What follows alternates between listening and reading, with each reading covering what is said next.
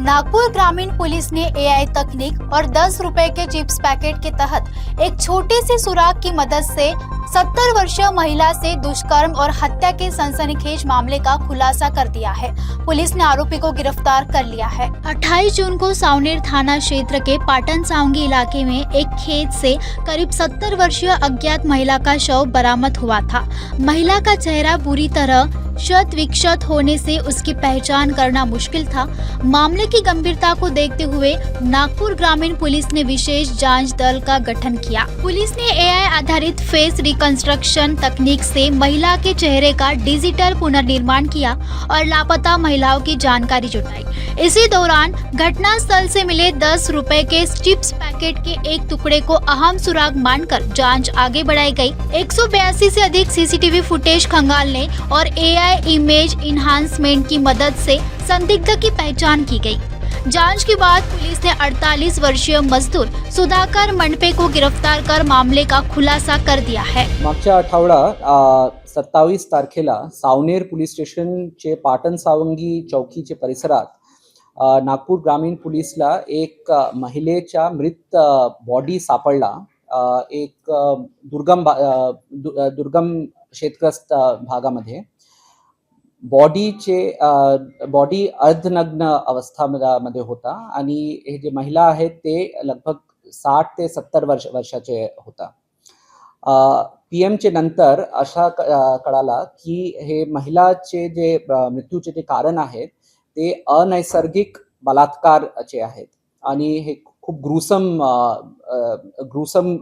Method केलेल्या अनैसर्गिक बलात्कार आहेत।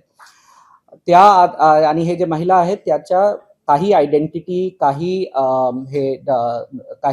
आसपासचे लोक त्यांना ओळखता पण नव्हता आणि त्यांच्या जे बॉडी पण होता ते पूर्णपणे डिकम्पोज झाला होता।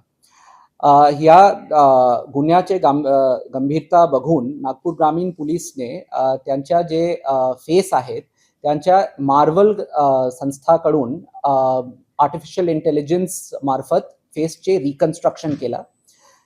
त्यानंतर एक वेंडर अनालिसिस पण आम्ही केला आणि डिटेल टेलिकॉम अनालिसिसचे आधारवर हे महिलाचे ओळख झाला की ते महिला जे होता ते खापरखेडा किंवा दहेगावचे एरियामध्ये काही दिवसापूर्वी ते तिथे फिरत होतं। त्यानंतर ते एरियाजचे सीसीटीव्ही कॅमेराज जे आहेत ते लगभग 500 सीसीटीव्ही कॅमेराजचे तपासणी नागपूर ग्रामीण पोलीसचे LCB ने केला आणि त्यामध्ये एक प्रायव्हेट बस वेंडरचे ऑफिसमध्ये आम्हाला एक सीसीटीव्ही फुटेज सापडला ज्या मध्ये एक आरोपी जे लाल शर्ट मध्ये होता त्यांच्या खूप ब्लड फुटेज आम्हाला सापडला ते बस ऑफिसमध्ये। त्यानंतर त्यांच्या जे आरोपीचे जे रिकन्स्ट्रक्शन आहेत त्यांच्या बॉडीचे आणि त्यांच्या फेसचे ते पण मार्वलने केला आणि त्या आधारावर एक फेशियल रिकन्स्ट्रक्शन झाला। त्यानंतर क्राईम ब्रांचने अजून सीसीटीव्ही आणि टेलिकॉम अनालिसिसच्या आधारावर हे आरोपीला काल म्हणजे 6 तारखेला त्यांना नागपूर शहरचे बोखारा एरिया कडून त्यांना अटक केला आणि जे एआई मार्फत जे रिकन्स्ट्रक्शन झालेलं आहे आणि जे ऍक्च्युअल आरोपी आहेत त्यांच्या रिकन्स्ट्रक्शन मध्ये लगभग 85% चे मॅच आहे। म्हणजे जे रिकन्स्ट्रक्शन आरोपी अटक करण्या ते 4 दिवसापूर्वी रिकन्स्ट्रक्शन करण्यात आला होता जेव्हा कोणी विटनेसने आरोपीला पाहिला नव्हता। त्यानंतर जेव्हा जे ऍक्च्युअल आरोपी आम्हाला सापडला दोन्ही मध्ये जे मॅच आहेत ते 85% आहेत। हा जे तपास आहे ते ॲडिशनल एसपी नागपूर ग्रामीण, ASP सावनेर आणि लोकल क्राईम ब्रांच जे टीम आहेत त्यांनी खूप परिश्रम केलेला आहे आणि ब्लाइंड केसेसमध्ये टेक्नॉलॉजीचे काय उपयोग होऊ शकतात खासतौर से म्हणजे आर्टिफिशियल इंटेलिजन्सचे आम्ही कसे वापरू शकतात त्याच्या एक चांगला उदाहरण आहे ते डिटेक्शन। जिथे हे महिलाचे जे मृत पार्थिव शरीर होता तिथं आम्हाला एक चिप्स पॅकेटचे टॉपचे पॅकेट आम्हाला सापडला जे की बालाजी चिप्सचे होता। त्यानंतर नागपूर ग्रामीणचे जे इन्व्हेस्टिगेटिंग टीम आहेत त्यांनी एक बालाजी चिप्सचे जे डिस्ट्रीब्युटर आहेत त्यांना स्पॉटवर बोलवलं आणि त्यांच्याकडून हे माहिती घेतला की कुठे कुठे जे शॉप्स आहेत जे सीन ऑफ क्राईमचे जे जवळ आहेत तिथे त्यांनी ते प्रोव्हाइड केलेलं आहे. त्या आधारावर आम्ही हे पण ट्रॅक केला की कुठे कुठे अशा पेमेंट्स म्हणजे चिप्सचे पॅकेटचे जे कॉस्ट आहेत ते 10 रुपयाचे आहेत, ते कुठे कुठे 10 रुपयाचे पेमेंट्स पण झाला होता.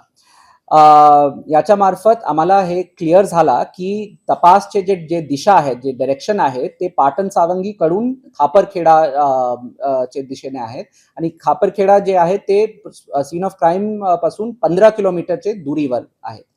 दुसरा या गुन्ह्यामध्ये एकूण 52,000 फोन नंबर्सचे तपासणी आमच्या सायबर टीम आणि क्राईम ब्रांचचे टीमने केलेलं आहे. त्या आधारावर बरेचसे शॉर्टलिस्टिंग आम्ही केला, ज्या आधारावर आरोपीने काल आरोपीला अटक केली. आरोपीचे नाव सुधाकर दादाराव मंडपे आहे. त्यांच्या एज 49 आहे.